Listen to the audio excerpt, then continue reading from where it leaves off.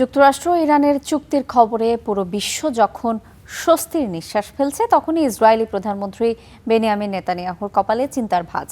যুদ্ধবাজ নেতানিয়াহুর কাছে এই চুক্তি যেন দুঃস্বপ্নের মতো। নেতানিয়াহুর আপত্তির মুখেও ইরানের সাথে যুক্তরাষ্ট্রের চুক্তির পর মনে করা হচ্ছে ওয়াশিংটনে এখন তেল আবিবের চেয়ে তেহরানের প্রভাবই বেশি। নেতানিয়াহু বরাবরই নিজেকে ওয়াশিংটনের রাজনৈতিক পরামর্শক হিসেবে উপস্থাপন করতেন। মনে করা হতো মার্কিন রাজনীতিকদের ওপর আক্ষরিক অর্থেই প্রভাব ছিল তার। তবে কি উল্টে গেল সেই চিত্র? পরিস্থিতি এখন এমন যে ইসরায়েলের চিরশত্রু তেহরানই যেন যুক্তরাষ্ট্রকে বেশি প্রভাবিত করছে। এই ব্যর্থতা তেহরান বিষয়ে ইসরায়েলের কৌশল আবারও ভেবে দেখার বিষয়টিকে মনে করিয়ে দিচ্ছে।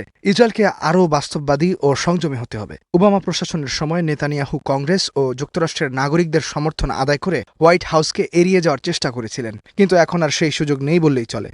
দশকের পর দশক ধরে ইরানকে শত্রু হিসেবে তুলে ধরাই ছিল নেতানিয়াহুর রাজনীতি। সেই দৃষ্টিভঙ্গি থেকেই দেশটি তার নিরাপত্তা ও রাজনীতিকে সাজিয়েছে।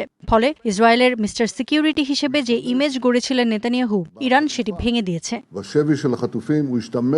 বর্তমানে এমন পরিস্থিতি তৈরি হয়েছে যে ইরানের সাথে যুদ্ধ তো বন্ধ হচ্ছেই, ওয়াশিংটন তেহরানের চাপে লেবাননে হিজবুল্লাহর বিরুদ্ধে অভিযান বন্ধ করতে হচ্ছে ইসরায়েলকে। এতকাল ধরে যে যুদ্ধকে পুঁজি করে ক্ষমতা উপভোগ করছিলেন নেতানিয়াহু, এবার তা ভাঙনের পথে। নির্বাচনের মাত্র কয়েক মাস আগে এই চাপ কিভাবে সামলাবেন যুদ্ধবাজ এই ইহুদি নেতা, সেটাই এখন বড় প্রশ্ন। নেতানিয়াহুর সামনে এখন দুটি পথ খোলা। একটি হলো যুক্তরাষ্ট্রের সাথে সরাসরি বিরোধে যাওয়া, অথবা চুপচাপ ট্রাম্পের সিদ্ধান্ত মেনে নেওয়া। যদিও ইরানের সাথে চুক্তি হলেও লেবাননের রণাঙ্গন ছাড়তে নারাজ নেতানিয়াহু। আমি আর ট্রাম্প সব বিষয়ে সবসময় একমত হই না। ইসরায়েলের নিরাপত্তাই আমার অগ্রাধিকার। তা নিশ্চিতে যা দরকার আমি তাই করব। আমি নির্বাচনে লড়ছি এবং জিতব বলে আশা করছি।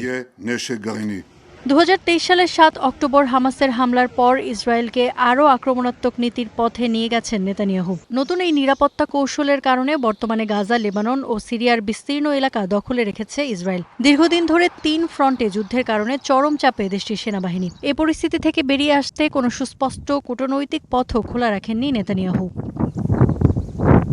ইফফাতিরা, স্টার নিউজ।